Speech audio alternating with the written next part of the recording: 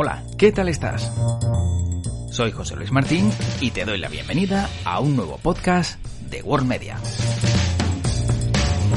En esta ocasión abrimos página para conocer un poco más y en profundidad qué es la Zona Franca de Gran Canaria. Y lo vamos a hacer con uno de sus impulsores, con una de las primeras personas que puso en marcha esta herramienta en la Isla Redonda. Se trata del que fuera presidente de la Autoridad Portuaria de Las Palmas, Luis Hernández. Con él vamos a hacer un repaso y vamos a darte a conocer cómo era el puerto hace muchos años y también en concreto la Zona Franca. Vamos a saludar a don Luis Hernández Pérez. Él fue presidente de la Autoridad Portuaria de Las Palmas desde el año 1996 hasta el año 2003. 2003. ¿Qué tal? ¿Cómo estamos? Muy bien, estupendamente. Estupendamente, ¿no? Claro. Si hablamos antes de hablar de historia, de hablar y hacer un recorrido de lo que fueron los puertos francos, qué es la Zona Franca en la actualidad, ¿cuál es el primer recuerdo que le viene a la memoria de su etapa como presidente de la Autoridad Portuaria de Las Palmas, ahora mismo? Bueno, pues es de las pocas cosas que yo estoy dispuesto a aceptar, pues yo ya estaba fuera de la política, y cuando me dijeron que me ofrecían la posibilidad de ser presidente del puerto, pues no llegué a decir que sí.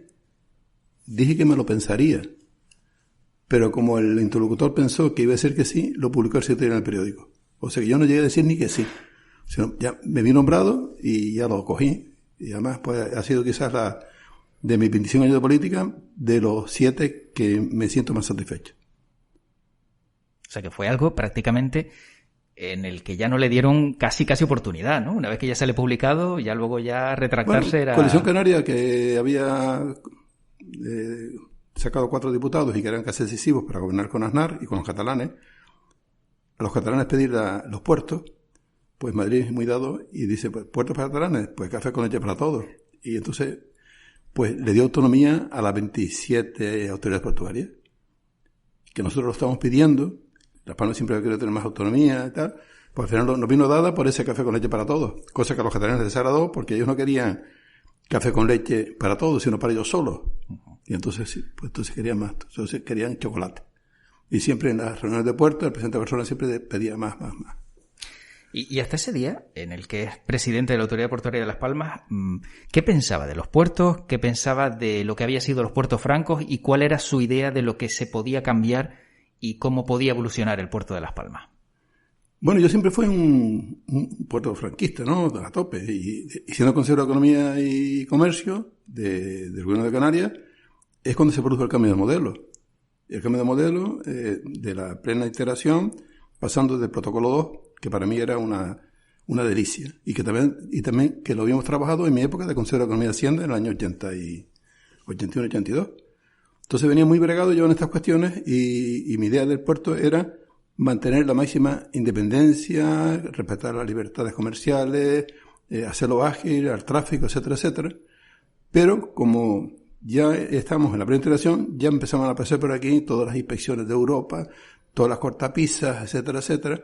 Y pensé que la Zona Franca era una especie de escape para mantener en ese ámbito territorial la franquicia aduanales y al consumo y la importación y la exportación, al menos para lo que se reexportara. Yo pensé que sería un emporio de reexportación, incluso de transformación. Y entonces pues visitamos la Zona Franca de Barcelona, la Zona Franca de Vigo, la Zona Franca de Cádiz, y quisimos establecer ese modelo, un modelo de Puerto Franco, de Zona Franca insular. Implicamos al Cabildo, que era casi el dueño del puerto de Arinaga, aunque lo hacía el puerto, pero el Cabildo fue el financiador.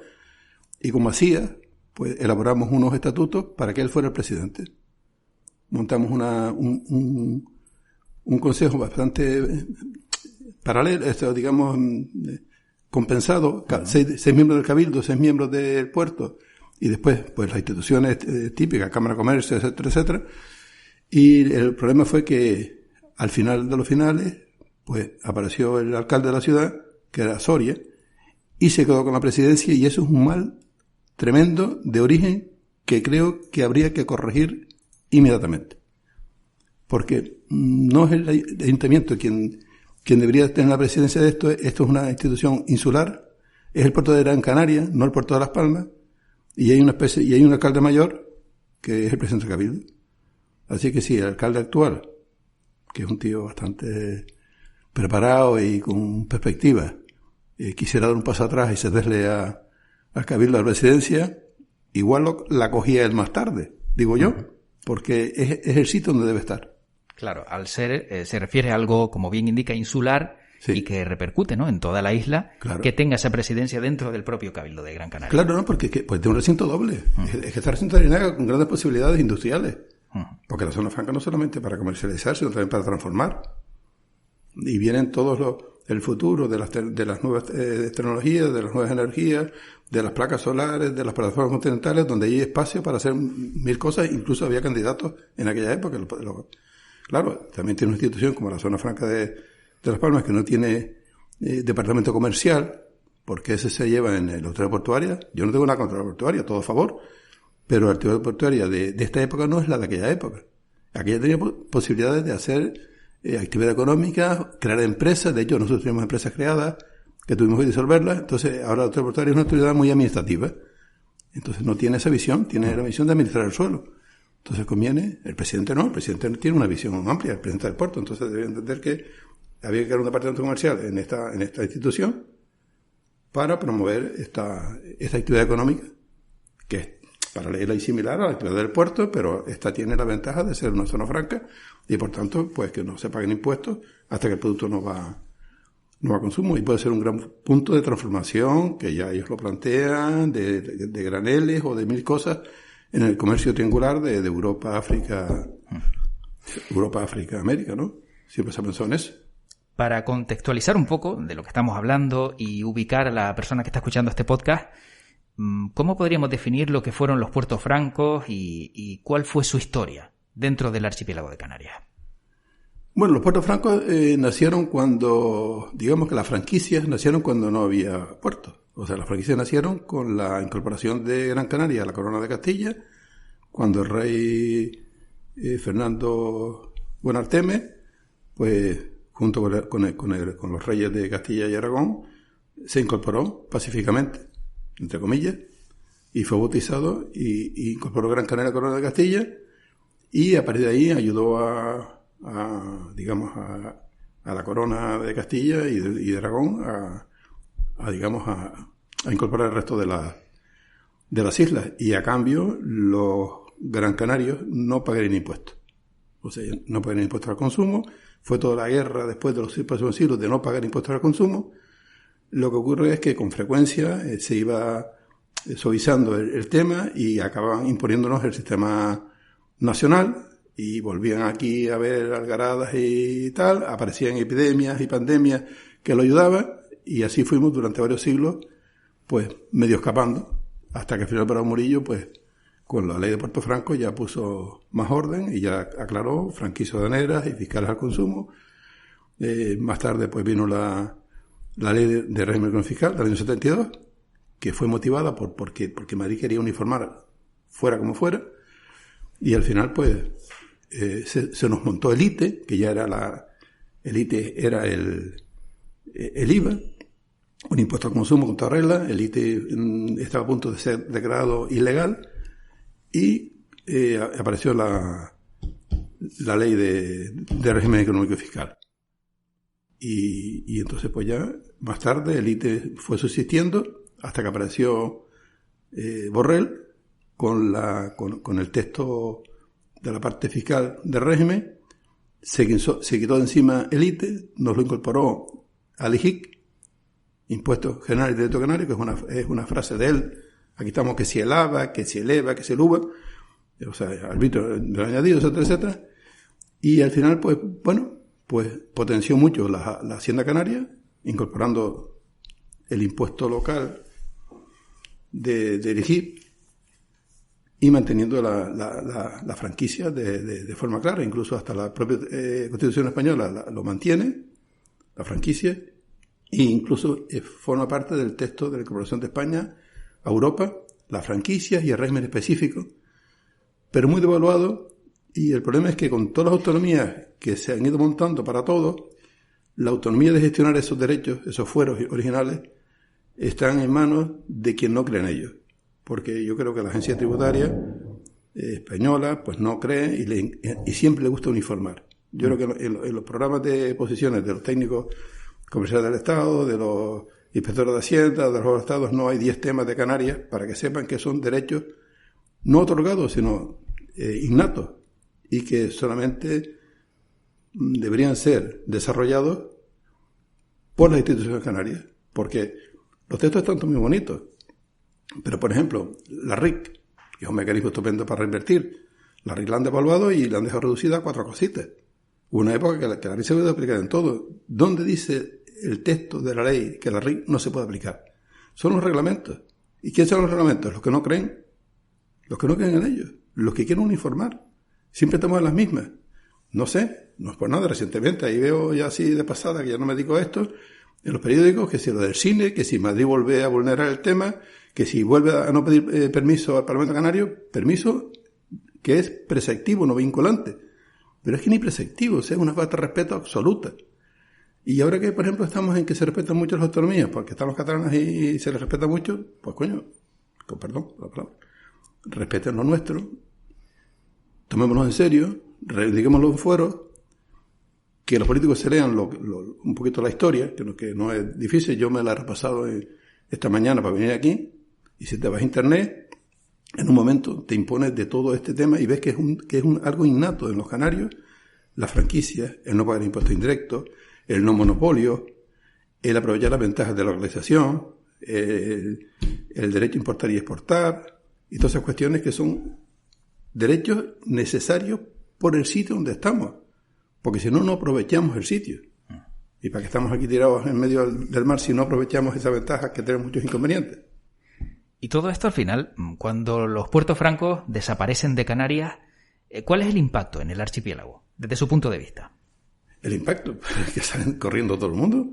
Aquí teníamos un montón de pesca pelágica, habíamos hecho unos frigoríficos estupendos, aparecen las inspecciones de Europa, porque Europa es el guardián del universo. Lo que pueden hacer en Alemania, España no lo hace, porque España llega a ser más puesto que el Papa. Los inspectores vienen aquí a bloquear todo, aparece el control ese fitosanitario, tal, y sale disparado. Se va la flota coreana, se va la flota china, se va la flota europea, y se va todo Dios. Y menos mal que apareció una alternativa, que son los contenedores. Y las reparaciones navales, que como realmente vienen de fuera, van para afuera, pues con la SEC van escapando, pero es que estamos dando los otros días, digamos, patadas a nuestras ventajas, porque no es que no se tengan, es que los reglamentos la cercenan. Los reglamentos la cercenan. O sea, la ley de régimen fiscal, que fue un logro estupendo, tanto la parte fiscal, con el tema de la RIC, que pensamos que ya aquí no había que pagar impuestos a nadie siempre que quisiera reinvertir el 90% de sus beneficios, pues vete ahora, hay que buscar con lupa una actividad para poder invertir los beneficios, porque no. ¿Quién dice no? La ley no. La Hacienda estatal, que no le gusta, le enfada que tengamos esta ventaja, no lo entiende, no lo comprende. Pues mira, pues no lo administre. Dejemos que sea el Parlamento Canario quien administra esas leyes. Las leyes están claras. No ponen ninguna limitación en el tema de la RIC, o en el tema de la promoción de las inversiones, o en el tema de las inversiones en África. O sea, si tú vas a Internet y ves todos los mecanismos que tenemos para hacer valer esa situación económica de fuero, pues te encuentras con la reserva de inversiones, te encuentras con los sistemas fiscales de régimen, el tema, te encuentras con el tema del registro especial de buques, te encuentras con la deducción por inversiones en Canarias, te encuentras con la deducción de inversiones en productos de largometraje cinematográficos y en las series audiovisuales.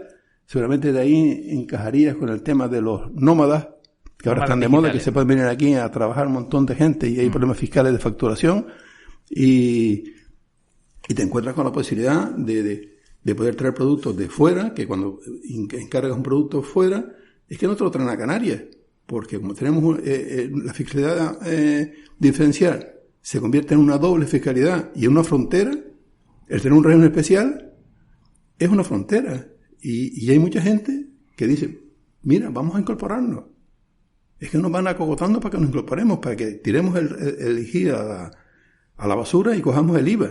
No. La ley dice que el IGI es nuestro porque proviene de la franquicia, de no pagar impuestos, que nosotros también somos peligrosos, porque cuando nos ponemos un impuesto, también hay que ponernos un freno para no subirlo. Yo cuando se puso, por ejemplo, el IGI era partidario de limitarlo al 5%. Ya va por el 7. No subirlo del 5 se refiere, ¿no? No, el 5 era el tope, sí, por ley. Y ya por el 7, y ya se habló del 9. Y cuando sube a toda pastilla, baja no baja. O sea, este es un producto que solamente sube. Después aparece, por ejemplo, el Allen. El Allen es un contrasentido terrible. El Allen es estupendo para la protección de los productos canarios. Es un anti-libertad comercial, es un anti-aduana. Esto es lo contrario. Haz un repaso a los 400, 500 partidas arancelarias de la Allen, a ver cuántas tienen lógica. Para algunos canarios se convierte en un mecanismo recaudatorio. Dice, no, si tiene lógica, son 200, 140 millones de euros cada año, que si lo depuras a lo que realmente hace falta, pues le quitas el 1 y se queda en 40. Pues se debería quedar en 40 porque el 1 canario ya está luchando contra esa libertad, contra esa franquicia. Ya está luchando. Pierden el sentido. Entonces, pues, claro, es difícil hacer un examen a los políticos, pero no vendría mal, ¿eh? Y sobre todo los que se dedican al tema de economía, un cursillo no vendría mal, de historia y de lo que hay que defender. Pues también será para la mano recaudar. Es que por no fiarse, al propio Parlamento a veces se le va el baifo también. Pero bueno, es un tema de mentalidad. Yo creo que es un tema de un movimiento. O sea, la gente se tiene que mentalizar de que estos fueros hay que reivindicarlos y hacerlos en nuestra Constitución de verdad. Y nuestra forma de ser, ya Tenerife es que estaba más rezagada, ya está más, lo entiende, porque Tenerife siempre con el tema de la incorporación a Europa, pues fue un poco que provocó por la protección de los plátanos y los tomates, que no era el motivo. El motivo es que en Madrid tanta diferencia, tanta opción 2, tanto estar medio fuera, medio dentro, le preocupa políticamente. Y yo creo que si hay una región que no preocupe políticamente, que no preocupe para nada, que no tenemos esa posibilidad de ser independientes, que no nos pase por la cabeza, somos nosotros. Claro, y ante la desaparición de los puertos francos, Luis Hernández Pérez se encuentra con la posibilidad de crear una herramienta como la Zona Franca de Gran Canaria, ¿no? Porque usted fue el impulsor. Claro, la Zona Franca existía y entonces digo, bueno, pues interesadamente, aquí ya había depósitos francos también, o sea, bueno, porque están pensados en no pagar los impuestos al llegar, sino al ser consumido. Esa es la idea de los depósitos francos. Digo, pero bueno, también sirve para no pagar al llegar, sino para ser consumidos, y también sirve para reportarlos cuando no son consumidos. Y también sirve para hacer pequeñas transformaciones, pequeñas agrupaciones de fletes, ensacado de productos para África, de graneles, etcétera, etcétera. Es una especie de escape para hacer cosas en la vía de los puertos francos, en la Zona Franca.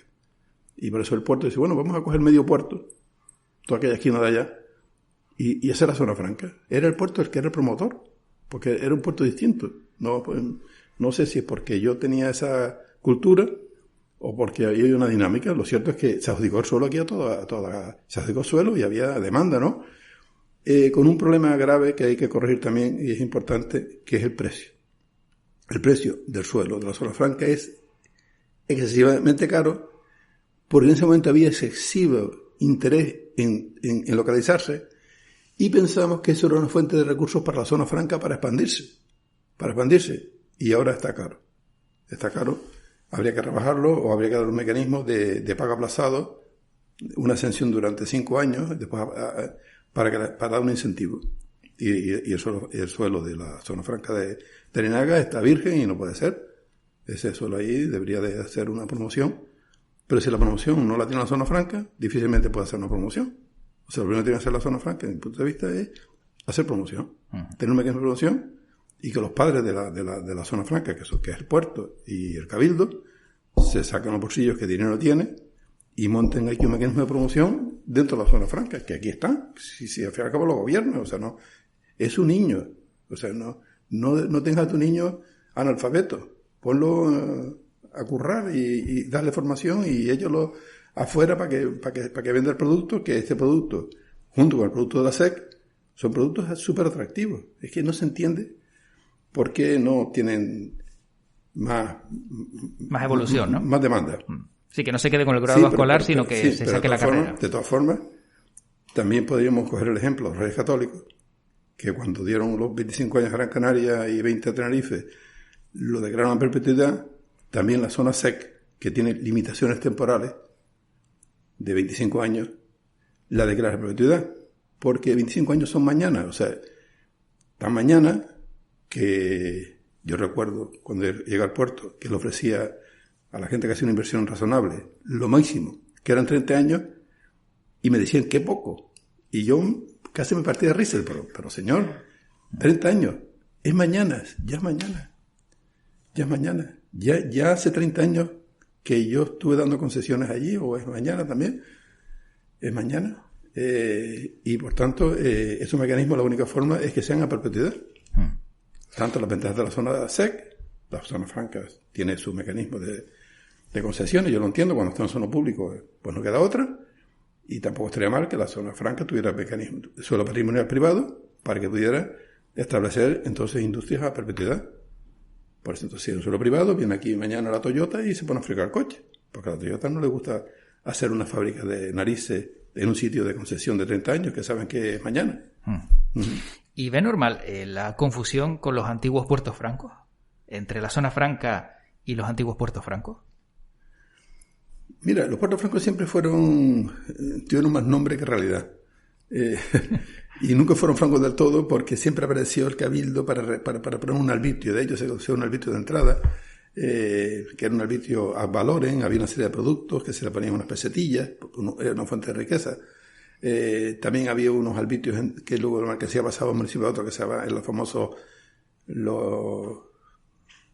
había unas oficinas ahí entre municipios, y el gran logro del año 2000, de 1992, es que todos esos arbitrios locales los convirtieron en un arbitrio de ámbito regional, y montó lo que se llama la GIAI, que antes las juntas eran insulares, era el cabildo que recordaba, eran los cabildos.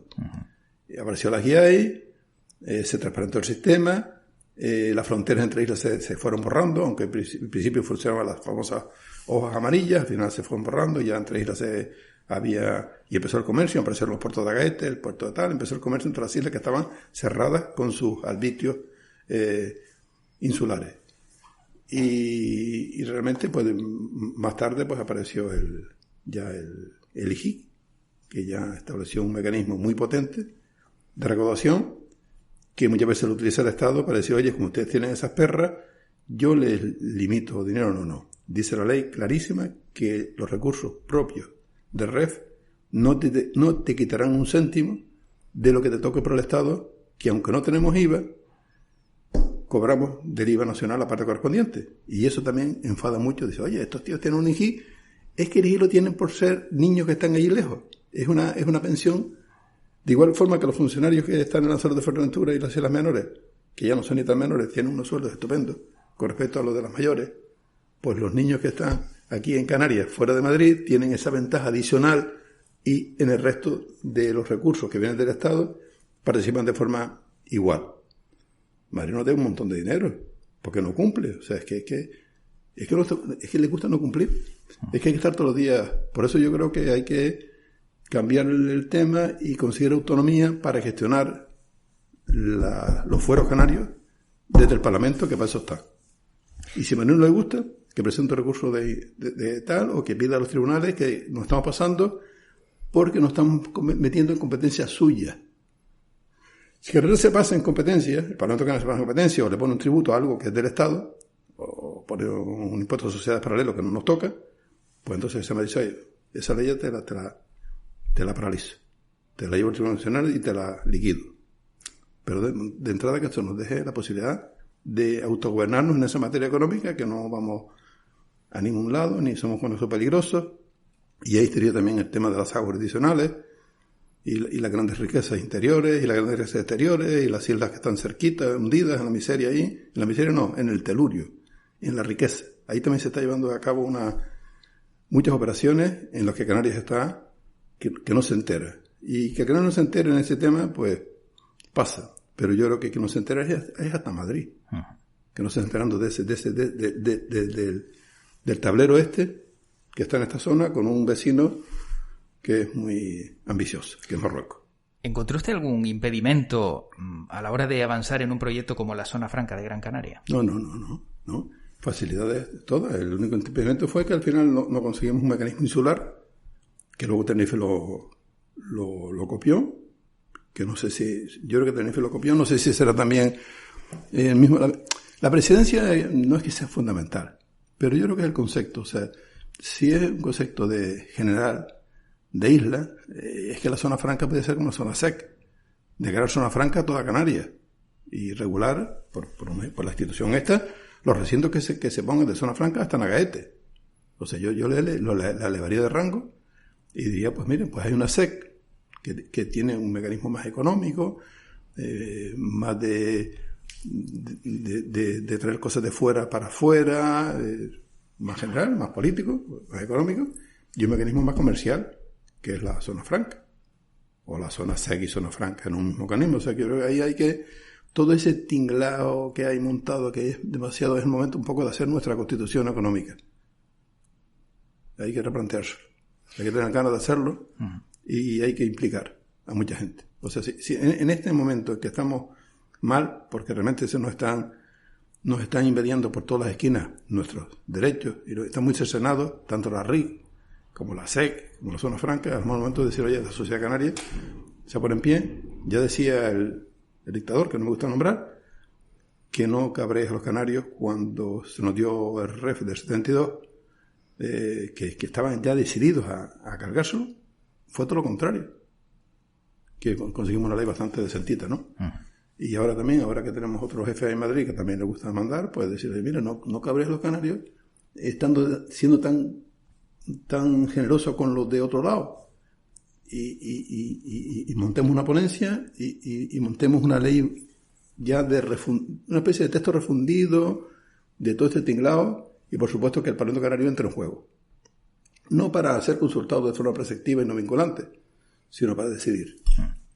Sin embargo, durante todo este tiempo, lo que se ha observado ha sido como una especie de letargo, ¿no?, de la zona franca. Parece como que ha habido un momento en el que bajó la intensidad, y esa intensidad ahora ha empezado a crecer un poco, pero quizá después del paso por el que usted tuvo como presidente de Autoridad Portuaria de Las Palmas, luego ya se quedó un poco en el olvido. No sé si comparte esta reflexión. No, hombre, yo creo que lo que fue es la crisis del ladrillo del año 2008. Es que la zona franca es el sitio, digamos que el sector inmobiliario tiene mucho peso. Y el sector inmobiliario iba a 200 por hora, y en vez de decirle coge 100, se le frenó en seco y dio muchas vueltas de campana. Y quedó arrasado. Y no es el sector inmobiliario de los promotores. Es que se cargó a los constructores, se cargó a los carpinteros, se cargó a los electricistas, se cargó hasta a los panaderos. Y esa crisis ha sido tremenda. La del año 2008... Y eso afecta a todo. Ahora que ya estamos levantando la cabeza de la pandemia creo que es coyuntural, porque 2 años, 3 años no es mucho, y además, si se repite la historia, a poco vamos a salir como motos disparados, y nos vamos a olvidar de la deficiencia de la moto. La moto es muy deficiente. Aprovechemos ahora que vemos que no ha servido para en esta época establecer alternativas de desarrollo, que hemos pasado los malos tiempos todos, salvo el turismo que iba despegando, y que ahora pues es el momento a lo mejor de alguien que empiece a implicar a los empresarios, a los sindicatos, a los políticos, a las instituciones, a los cabildos, una especie de movimiento para plantear en este momento. Los vascos y los navarros, sí, esto un poco al señuelo de Canarias, han conseguido unos fueros que nadie les toca. Y los pactos estos de los impuestos no se van al Parlamento. En la Moncloa, el gobierno vasco y el gobierno español lo arreglan. Pues igual nosotros somos otro hijo grandito, que tenemos unos derechos y lo vamos arreglando. Para dar otra cosa, ¿por qué no una zona libre bancaria? Que me digan por qué no. Y me digan que porque si la tiene Luxemburgo, que de hecho la tiene, o porque si la tuvo Inglaterra mientras estuvo en la Unión Europea en la City. ¿Por qué no? Cero de libre bancario. No pasa nada si no se aplica, pero la posibilidad de que la zona SEC, el capítulo de actividades financieras que dice que no, deja que se trabajen con los bancos aquí, que se establezca, y verás tú, el paso de los años, como los rascacielos más grandes serán de esos banquitos que empiezan en una oficina ahí en la calle León y Castillo. Pero quítale una cosa, quítale los 25 años, diga, se permiten actividades financieras. Sin límite. Sí, se permiten actividades financieras. Yo creo que si el rey Fernando el Católico hubiese tenido esa idea, le hubiese dicho a Fernando Guanarteme, y también puedes montar bancos allí en Galda. Para que cambies las piedras blancas con las playas negras. Seguro que sí. Todo esto nos hace pensar entonces en que todavía también tenemos esa gran dependencia del monocultivo del turismo, ¿no? El motor principal, pero que podríamos quizá diversificar, una palabra que siempre se ha oído, pero que parece que nunca se ha aplicado, o poco se ha aplicado. Claro, pero si la zona franca lo que sirve es para buscar alternativas al monocultivo, al del vino, al de la caña, al de la caña de azúcar. Le han ido sucediendo otros, porque cuando tienes un puerto franco, cambias lo que tienes y pasas de una cosa a la otra. O sea, esa ventaja se considera en momentos de crisis de la caña de azúcar o del vino o por una epidemia o lo que sea. Pero también sirvieron para buscar alternativas del tabaco. El no monopolio. En un momento determinado surgió el tabaco. Que no tiene monopolio, pues aparecieron fábricas de tabaco en todas las esquinas, o las conserveras, pero sobre todo fábricas de tabaco, y también aquel régimen pues nos dejó vivir, y casi todas el tabaco que se vendía en la península se fabricaba en Canarias, y dio salida miles y miles y miles de empleos de Canarias, que yo viví esa época intensamente, porque yo era economista del Cabildo, y ya incluso cuando se estableció el tema de los arbitrios, se le devolvían los arbitrios a la exportación de tabaco que iba a la península, y entonces pues era un ingreso, o sea, no pagaban. Como se devolvieron también en su día los derechos reguladores. O sea, en aquella época será más respetuoso, de verdad que sí, será mucho más respetuoso. Si nos fijamos en la actualidad, en el presente, la sociedad de la información en la que estamos viviendo, ¿cómo se puede aprovechar este momento de emergencia en el apoyo o en el avance de una herramienta como la Zona Franca de Gran Canaria, que en su momento quizá no tuvo usted? Sí, al principio de casa no hacía falta porque eran los propios empresarios los que la querían y ahí hay 4 o 5 empresas que luego no lo han ido bien, pero que tal. ¿Cómo meter eso? La verdad que en esta sociedad ahí pues mira, pues la gente de 40 años para arriba lo va a entender rápido. Los de 20 años para abajo a lo mejor también, pero después hay una sociedad en la que no sé qué ha pasado, que no están. Entonces, pues ¿cómo se establece un mecanismo de esto de la zona franca y todo lo demás? Pues convenciendo al presidente del Gobierno de Canarias de que se lo tome en serio, de que se lo tome en serio, de que lo intente, de que implique a la sociedad canaria, de que presione en Madrid, en el partido que gobierna en Madrid, y que aproveche esta ola de reestructuración para nosotros tener una ola de confirmación. Aprovechar la reestructuración que parece que quieren hacer, que no sé a dónde llegará, para nosotros no quedarnos al margen. Y que mientras está concediendo cosas, dice que respeta el régimen, que no lo está respetando, le da cada día a persona una noticia nueva. Es que no se lo saben, pero el problema no es que no se lo sepan, es que no quieren. Es que les parece que es una especie de privilegio. Y no un privilegio, es una necesidad. Yo creo que los inspectores de Hacienda, los abogados del Estado, todos los que están en ese mundo, que son los asesores, pues habrían ponernos una semana a vivir en La Palma, que no hay internet, que no te puedes comunicar, yo voy ahí toda la semana, o al Hierro, las limitaciones de la distancia, la lejanía, la inseguridad. Sí, el transporte. Que tiene un solo avión, o sea, es que hay que vivirlo. ¿Por qué cree que la zona franca difiere de los puertos francos y se conoce menos? Parece que los puertos francos, si se nombran, muchos sabrían definirlos o los recuerdan, pero la zona franca parece como que existe una diferencia y a la hora de su conocimiento ha costado bastante, ¿no? El que alguien sepa cuál es la herramienta y cómo funciona. No, pues ya lo hemos dicho, si la autoridad portuaria no cree mucho en ella ya y la ha burocratizado, pues ese es el problema. O sea, si el padre no dice que tiene un hijo listo en su casa, pues es que el niño es que no, nadie sabe que tiene una eminencia. Esto es una eminencia que tenemos que sacar a la calle, y a quien hay que convencer a los padres de esta criatura, que son el Cabildo, que tiene con el puerto tiene supermayoría en el Consejo, decir, oye, muevan esto, dejen el metro insular, al Ayuntamiento de Tres Palmas, que están otras cosas, que lo está haciendo muy bien, o sea, pero el ayuntamiento no está para eso. Los ayuntamientos no están para eso, para desarrollar la economía de la isla, para desarrollar el REF, no les toca. Entonces yo creo que ponerlo en el ámbito insular y que el Cabildo pues pase de La Laja para acá y de la carretera de Aruca, se venga aquí, hasta aquí a la isleta, y se implique en el desarrollo de la isla. Está, por ejemplo, yo no sé exactamente otra cosa que creamos en su día, que fue la Sociedad de Gran Canaria. No sé exactamente si está activo o se ha convertido en un órgano de asesoramiento burocrático del Cabildo. Era otro mecanismo, que otra pieza. O estaba el tema de megaturbinas, con la idea de desarrollar el tema de eólico, que tampoco se desarrolló, pero después vino el que fue un concurso de dar más tiempo para descanse que acabó en los tribunales. Y las Islas Canarias, de ser la región que más porcentaje tenía de región eólica, pasó la cola porque en los últimos años no se ha hecho nada. Ahora se habla de mucho, con los fondos europeos que hay, del cambio tecnológico, de la dependencia de la energía eólica y solar, etcétera, etcétera. Pero yo creo que ahora tenemos ahí otro obstáculo gordo, que es el tema de la burocracia en la planificación urbanística de Canarias, que para mover un papel, establecer un plan o conseguir una utilización, eso es horroroso. Eso es otra cosa que tenía que agilizarse en un órgano distinto, al margen de la burocracia técnica de los ayuntamientos, cabildos y la comá o las cumacitas chiquititas que hay ahora en los cabildos. Eso es horroroso. Eso definió Jerónimo de Saavedra por televisión, claramente, que lo ha sufrido, diciendo que mientras la burocracia urbanística esté en manos de los departamentos técnicos, de los ayuntamientos y cabildos, con toda la legislación que existe de los PIO y demás, no hay posibilidad de hacer nada a 5, 6, 7, 8 años, 9, 10, 11, 12 años vista. Desgraciadamente eso es horroroso.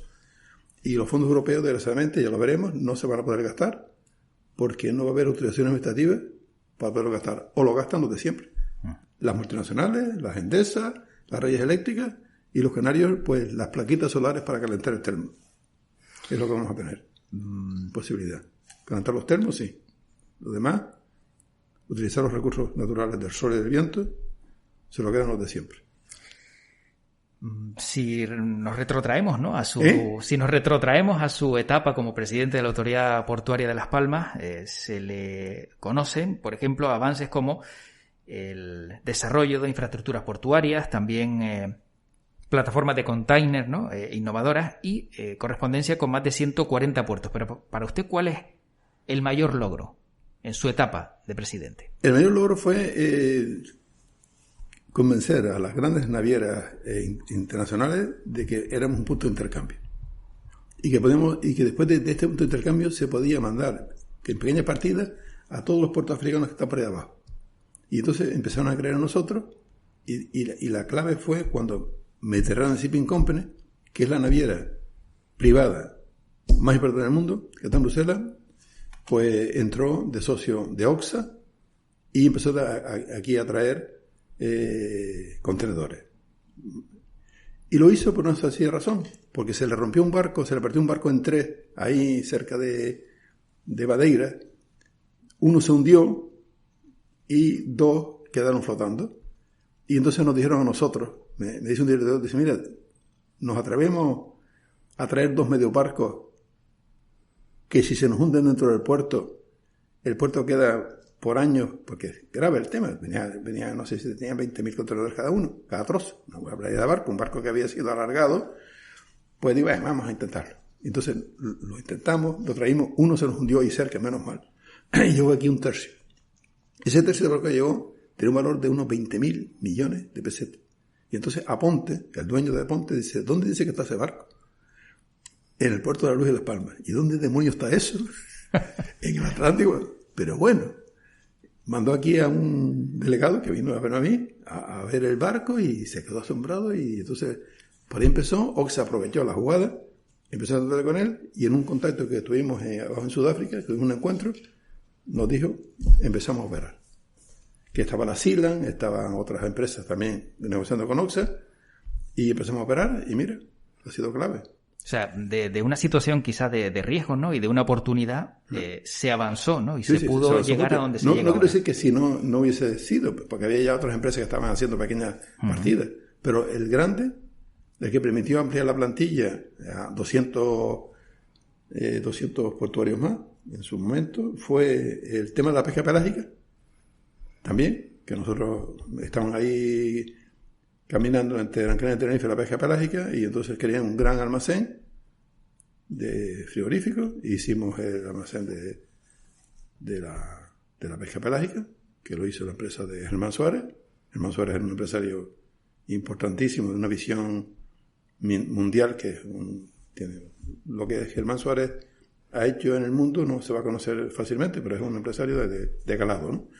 Y entonces para adelante, y entonces tuvimos que quitar la FEDES estaba allí, tuvimos que regalar a la FEDES una nueva instalación para montar en el puerto, que tenía 3 atraques, para meter toda la flota pelágica, hacer macrofrigoríficos y traer aquí la pesca, y ampliar la plantilla hasta 600 y pico de trabajadores de portuarios. Uh-huh. Y nada, todo eso fue un boom, las cartoneras, en fin, fue una época muy buena. La verdad que yo tuve la suerte de estar allí, pero yo creo que el puerto va solo, y lo que no necesita es tener enemigos. Yo creo que con alguien que no le ponga bombas, camina. Y dicen del puerto que la gran ventaja del puerto es que no se sepa en el resto de la isla lo que hace, porque si no vienen a fastidiarnos. Y eso me lo dijo nada menos que Matías Vega Guerra, que llegó a ser presidente del puerto, y que me dice: mira, Luis, en su momento, ¿no? Yo no era economista. Dice: aquí la cuestión en el puerto es sacar los planes el 1 de agosto, para cuando se incorporen los funcionarios el 1 de septiembre, ya se les haya pasado el plazo porque el ayuntamiento tiene un afán de intervenir, o tenía. Yo sé que ahora están pasando una luna de miel muy buena, lo cual es muy positivo. Entre el ayuntamiento del puerto eso es muy positivo. O sea, tanto Luis Ibarra como el alcalde Augusto son gente muy correcta, y había que aprovechar esa situación para que ambos entiendan de que a esto hay que darle un toque. Porque políticamente yo creo que ellos lo entienden. El problema está en la burocracia, que no lo entiende. Ahora que ha nombrado esa situación, ¿no?, de empuje, de avance con ese buque que rescataron, tirando de hemeroteca final de los años 90, no sé si recuerda, ¿qué respondió usted cuando le preguntaron por el atraque de barcos mercantes con plutonio? Bueno, que yo realmente todos los días tomaba esto, ¿cómo se llama? Mercurio con café con leche, y estaba tan campante. Y bollos radioactivos, ¿verdad? Y bollos radioactivos. Bollos radioactivos, sí, porque todo eso era un montaje de la prensa, que por razones personales de un periódico, pues lanzó un serial que era Canarias en la ruta de las mercancías peligrosas. Y lo único peligroso era el que hacía esos comentarios, porque a mí me paraban a veces por la calle y me decían: están contaminando la isla y tal. Digo: sí, miren cómo estoy, fatal. Por la mañana tomo bollos radioactivos y miren cómo estoy. O sea, yo me lo tomo a cachondeo, porque realmente no leía ese periódico. No lo leía, o sea, yo sabía lo que decía, y bueno, ya se les pasará. Se va a la venta de un periódico, mañana sale otro. Y se mete contigo, mañana igual no se mete. Pero como replique, se mete. Entonces, claro, si le das importancia, sí, ¿no? Sí, no, yo de prensa, que era Manolo Vidal, pasó los 7 años feliz, porque lo usaba poco. Digo: no, de prensa, que ni la subvencionaba, ni la sobornaba, ni la tenía en cuenta. Pasaba. Porque no por nada, o sea, yo también tenía una situación económica muy buena fuera del puerto, y aunque me decían que era socio de varias empresas, digo: el día que me vaya, lo regalo todo, porque no tuve intereses en el puerto, no los tuve nunca. ¿Y recuerda alguna anécdota del puerto que no haya trascendido, que se haya quedado en un cajón y le venga a la memoria? Porque entiendo que después de 7 años y ese transcurrir, anécdotas muchas. Hombre, a mí cuando me fui con un mal sabor de boca, porque conseguimos subvencionar la obra de Reina Sofía en un 80% con fondos europeos, y el resto con un crédito del Banco Europeo de Inversiones a un interés estupendo. Pero como el adjudicatario no era del agrado de algunos de los del país, al final se cargaron esa obra, que es un estropicio, y produjeron un estropicio de 70 millones de euros al puerto, que todavía estamos pagando las consecuencias, y de hecho ya se está haciendo parte de esa obra que está media hecha, porque todo la subbase del puerto, de la producción del puerto está hecha, esa inversión está hecha. Solamente falta poner un cajones encima, y la veremos ya. Incluso el puerto se plantea hacerlo, ahora es un problema de recursos. Después los fondos pasaron aquí al puerto de la finca, que yo llamo, el puerto, ¿cómo se llama este puerto? El del líder sudafricano Mandela, ¿no? Al Nelson Mandela, sí. Sí, también con algunos problemas y tal, pero fue una pena que no se hiciera aquella prolongación, porque está haciendo falta desde ya. Pues va a venir el boom de las plataformas y a veces no hay sitio donde meter las plataformas. Incluso algunas se han ido a Tenerife. Claro, allí no hay astilleros, y aquí sí. Y aquí está otra vez la mano de Germán, que cuando la vio venir, se lanzó a potenciar el astillero y a pedir más espacio. Y apareció también Zamacona y apareció la otra. Y ahora es un capítulo importante del puerto. El tema de reparaciones navales, ya tenemos luz propia en el universo. Y seguramente seremos una pieza importante para el desarrollo de los puertos de África y de Angola en el tema de reparaciones navales. El puerto de Aticán y otros astilleros de aquí. Precisamente, según he leído, tiene experiencia, ¿no?, en negocios de importación y exportación con África, por lo que también se puede explotar, ¿no?, esa vía de consejos para la internacionalización de la empresa canaria e intentar llevarlo al terreno de la zona franca. Los canarios lo quieren tostado y molido. O sea, realmente creo que la solución de esta posibilidad que existe real de montar las reales de España en Angola, los canarios lo utilizarán cuando lo vean. Pero allí hay mucho por hacer. Muchísimo por hacer. Canarias tiene que volcarse en África, en ayudarla en su desarrollo, no en colonizarla, que ya se pasó de moda, pero sí podemos ayudarla, ofrecer formación. Las universidades canarias tienen esa posibilidad y de hecho se han hecho muchos pinitos y hay muchas cosas escritas que también la crisis del petróleo, el coronavirus ha paralizado, pero que yo creo que ahora, una vez que ocurra esto, puede haber noticias muy importantes con Angola a muy corto plazo. Una infraestructura que existía, que se va a poner en uso, para un entorno donde hay 400 plataformas, donde si se reparan la mitad, es 10 veces más de lo que se repara aquí. Y eso es una fuente de ingreso importante. Si se desarrolla un puerto, el puerto lo es todo. El puerto de Las Palmas estaba allí en Tiana y lo echaron a patadas para acá. Y allí quedó una plaza, después quedó la otra plaza en Santa Catalina, quedó la plaza aquí de Manuel Becerra, y aquí está. Y no lo echaron para África porque hay que apoyarse en tierra, ¿no? Pero y además la ciudad lo echa y después le cae atrás. Porque cuando echaron el puerto para el puerto, que fue una parte de echarlo porque allí no estaba bien, y echarlo porque allí no estaba en armonía con una sociedad burguesa de Triana, del portuario, y el puerto trae una especie de seres humanos que no conviven con esa media aristocracia, ¿no? Y aquí en la isleta está encantado. Aquí está encantado, aquí ha crecido, aquí hay un montón de gente que vive del puerto. Y yo recuerdo en mi época, cuando se hacían selecciones de portuarios, yo era partidario de cogerlos de la isleta, porque eso tienen cultura. Cultura de puerto, se refiere. Cultura de puerto, de tal forma que si un hijo de un portuario se está casando y está el cura a punto de echar la bendición y le llega al móvil una noticia de que tiene barco, le dice a la novia: mira, me voy a la carga y mañana nos casamos. Eso no lo haría uno que del resto de la isla, si se está casando, que el barco es la de... O sea, viven del barco, pueden trabajar 3 jornadas juntas, 4 no, etcétera, etcétera. O sea, hay una cultura importante, y eso incluso lo estudió en la Universidad de Valencia, de que el hijo de portuario tenía más capacidades para ser portuario por la cultura. Porque lo veía en la casa, porque se ve que el padre un día lo veía a las 4 de la mañana y dice: ¿para dónde vas? Acaba de llegar un barco, joder, que me acaban de avisar, que tengo que estar... me han nombrado una mano a las 6 de la mañana estos cabrones, con perdón de la palabra, ¿no? Y se va corriendo, pero es que no se lo pensaba 2 veces. Claro. Porque está bien pagado además. Claro, porque eso lo pierde. Hombre, claro, ¿no? Y es trabajo seguro y encima, bueno, sí, ya, como bien indica, la trayectoria, ¿no?, familiar. Esos dos sectores, por claro, hay que respetarlos y tenerlos en cuenta, y son claves también. Esa cultura, esa mano de obra, si no lo tienes, no hay nada que hacer.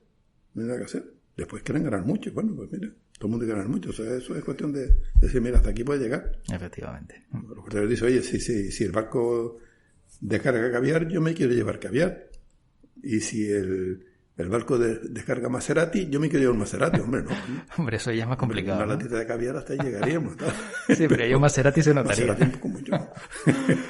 ¿Cree, señor Hernández, que está Canarias desaprovechada al ser una plataforma tricontinental, que podemos tener un poco más de evolución? Tenemos 3 continentes a nuestro alcance y estamos en medio de los 3. Mire, yo no sé si... Yo digo que si a unos cuantos, que no somos pocos, se nos dejara hacer el estatuto económico, políticamente no nos interesa nada. Políticamente estamos muy bien Y si quieren un poquito más de centralismo, no pasa nada. Pero si únicamente nos dejaran la libertad de aprovechar la localización, la renta de los Emiratos, esa de por ahí, se nos quedaba chiquitita en 10 años. Y había que montar una zona de rascacielos, una city, rapidito. La zona libre bancaria. Yo le preguntaría a Román Rodríguez, que es una persona muy inteligente y muy preparada, que aunque es médico de profesión, sabe un montón de economía, porque ha leído un montón y me consta. ¿Por qué no? O al presidente del gobierno, ¿por qué no la pides ahora que tienes la oportunidad de que te la den? Ahora que Inglaterra ya no está. Y Luxemburgo está ahí intentando sacarla para adelante, que la tiene y se la quieren quitar. Que el dinero es importante, que no queremos el dinero malo no lo queremos el bueno. El malo, el de las armas, el de la droga, ese que no queremos ni siquiera zona libre bancaria. Sí, que no sea un paraíso fiscal, ¿no? Sino que no sea un paraíso fiscal para que se pueda malversar. Zona libre bancaria, establecimiento de bancos de forma libre, tipo SEC, con un impuesto del 4%. 4%. Y un tope de empleo tipo Molina de X. Oye, las oficinas financieras de Canarias tendrán que tener 50 empleados y 30 serán nacionales o residentes en Canarias. Aparecen las oficinas, aparecen como moscas las oficinas. Aparecen 40 oficinas, con todo lo que eso conlleva. Y aparecen los aviones de los ricos, y aparecen los ricos, y aparece el dinero, y aparece el intercambio, y aparecen muchos proyectos. Y una vez que están aquí, le va a pasar como un principio de compra. Dice, oye, mira lo lindo que es aquello. Oye, es que llegó a venir por aquí. Dice, oye, pero mira tú, gracias al percance de aquel barco, se enteró dónde estamos. Es que tampoco sabe todo el mundo dónde estamos. Cuando yo era consejero, iba por Estados Unidos y hablaba de Canarias, pues que nada. Entonces hablaba de España y le sonaba. Y cuando estuvo por África, que estaba Las Palmas en primera, y que la conocían por Batén, una vez en Etiopía me preguntaron que dónde estaba la Unión Deportiva de Las Palmas. Y entonces yo, cansado de explicarlo, si lo entendía, le dije a 2.000 y pico kilómetros de Madrid. Y el tío lo entendió, dice, perfecto, claro, y tal. Claro. Porque, ¿para qué? ¿Para qué vas a explicar en África dónde está Las Palmas? Aunque el puerto es bastante conocido en muchos sitios. Pero si te metes en el interior, somos una caga de mosca, 7 cagas de mosca. Y entonces, declara zona libre bancaria, y todo el mundo sabe dónde está Singapur, dónde está Hong Kong, y dónde están, y otros puntos de por ahí. Todo el mundo sabe dónde están. Para ir acabando, señor Hernández, hemos hablado de la administración, hemos hablado de la sociedad en general, pero las empresas, ¿conocen la importancia de las ventajas arancelarias de la zona franca o la posibilidad del libre comercio? ¿Lo cogí bien? Dice. Digo que después de haber hablado de la administración, después de haber hablado de la sociedad, si conocen las empresas canarias o las empresas que se pueden acoger a la zona franca, esas oportunidades que hay de importancia de ventajas arancelarias o la posibilidad de libre comercio. Yo creo que los comerciantes sí lo conocen. Lo que pasa, yo creo que lo que pasa es que no hay una oferta para que se acojan. Yo pienso que la zona franca lo que tienen que hacer es hacer una especie de macronave dividida en trocitos que alquilara de forma coyuntural al que quisiera hacer esas operaciones y vender ese producto. De tal forma que si a lo mejor una empresa japonesa que quiere vender aparatos de teléfonos en África, pues pone ahí una partida y desde ahí lo va mandando a Mauritania, tal. O sea, ofrecer mecanismos de que sea fácil llegar, porque si para llegar hay que pedir una concesión administrativa, pagar el canon, hacer una nave, te queda muy complicado. Facilitarlo a base de crear una especie de una zona común, fraccionada, como estas oficinas que aunque no sé por qué no están llenas, la verdad, también se crearon con la idea de montar aquí la SEC y que hubiera empresas de la zona franca que pudieran también tener sus oficinas para aquí, que no sé si habrá muchas o pocas, quizá pocas, ¿no? Pero todo eso, o sea, es facilitarlo, para eso hay que tener recursos y creer. Yo creo que esto hay que creer, y al creer, pues decimos, estamos dormidos, nos hemos despertado, vamos a tomar un café y vamos a poner unas pilas, y entonces hay que implicar. Hay que implicar a la Cámara de Comercio, hay que implicar a la Conferencia de Empresarios, hay que implicar a las organizaciones sindicales y hay que implicar a la administración, a los cabildos, a los ayuntamientos grandes y sobre todo al gobierno canario. Y quizás a lo mejor esta cosa chiquitita que está aquí ahora, que está con tiempo de pensar, porque dice, oye, mira, así no puedo seguir, pues él dice, oye, igual es la que lo lía, porque la SEC está en su dinámica, está todo el mundo en su cuevita. Entonces hay Todas esas cuevitas, claro, cuando te metes una cuevita, dices, oye, mi cuevita que me la dejen tranquila. Es que si se menea el cocotero, caen todos los cocos. O sea, pero se trata de menear el cocotero para reorganizar y de esas cuevitas chiquititas montar un tinglado. Un tinglado poderoso, un fuero poderoso, después de mucho tiempo, que ya estamos en el tiempo de que podemos hacerlo. Ya somos mayores de edad, tenemos mecanismos, vamos a salir de una pandemia y que no se nos olvide porque, claro, salimos de la pandemia, volvemos otra vez al apogeo, al desarrollismo y se nos olvida. Y ahora a lo mejor que estamos ahí meditando con el coronavirus, es el momento de salir, pero con el horizonte de mejorar para cuando vuelva a venir la crisis nos coja mejor organizado. Como el ave fénix, ¿no? Sí, ahora estamos un poco fraccionados, atomizados. Y debíamos ingresar más el mecanismo de la coordinación. Y lo que pongan pegas se les aparta. Comenzamos esta conversación con Luis Hernández Pérez hablando de cuál era ese primer recuerdo que le venía a la memoria de su etapa como presidente de la Autoridad Portuaria de Las Palmas del 96 al año 2003. El primero, ¿cuál le venía? Pero el último recuerdo que tiene. El primer recuerdo fue, que le dije ya, fueron dos cosas. Primero que me encontré 3.000 millones de euros en la caja fuerte. O sea, había dinero, porque había una época en la que no se gastaba el dinero. 3.000 millones de pesetas. De pesetas. De pesetas. Sí. El segundo fue de que reuní los empresarios para montar el tema de las terminales de contenedores y se partieron de risa. Y después se reyeron menos. Y el último recuerdo fue que al marcharme vi que paraban la obra de Reina Sofía. Que tanto costó conseguir los recursos, que la paraba. Me dio mucha pena, pero bueno, ahí les quedó. Y pienso que los que la pararon habría que hacer un juicio. Un juicio, no se les condena a nada, pero cometieron un error. Parando una inversión, pues yo diría, sin explicar mucho el porqué.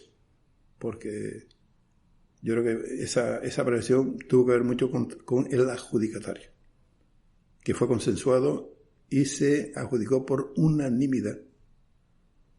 De Madrid, de Canarias, de todo, o sea que, ¿entiendes?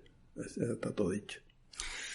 Bueno, Luis Hernández Pérez, expresidente de la Autoridad Portuaria de Las Palmas, consejero también de Economía y Comercio del Gobierno de Canarias, ¿echa de menos algo de ese mundo, tanto del Gobierno de Canarias como de la Autoridad Portuaria, para acabar?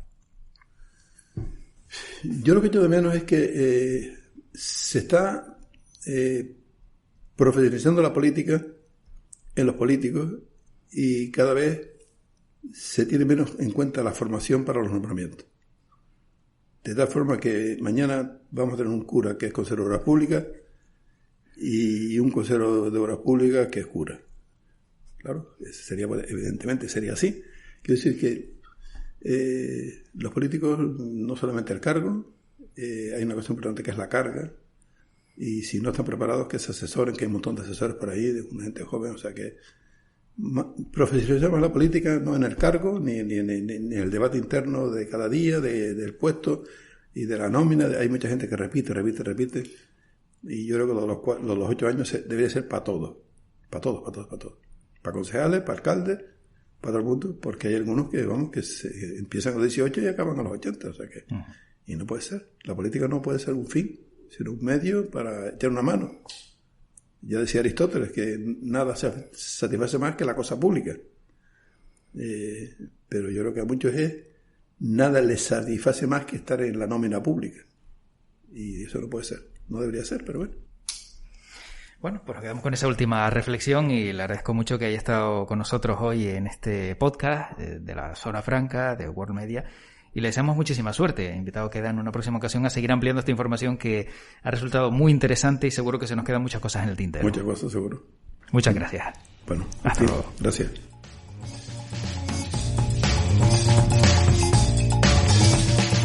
Si quieres tener más información sobre la Zona Franca, te puedes dirigir a su página web, zonafranca.org. También puedes escuchar este podcast en el canal oficial de la Zona Franca, en iVoox, al igual que en Spotify. Y además te recuerdo que todos los contenidos que suenan en este podcast los puedes encontrar en www.worldmedia.es. Soy José Luis Martín y como siempre, para mí ha sido un placer acompañarte este ratito y darte a conocer algunos aspectos que quizá eran para ti desconocidos. Te deseo lo mejor y además te deseo que tu podcast te acompañe.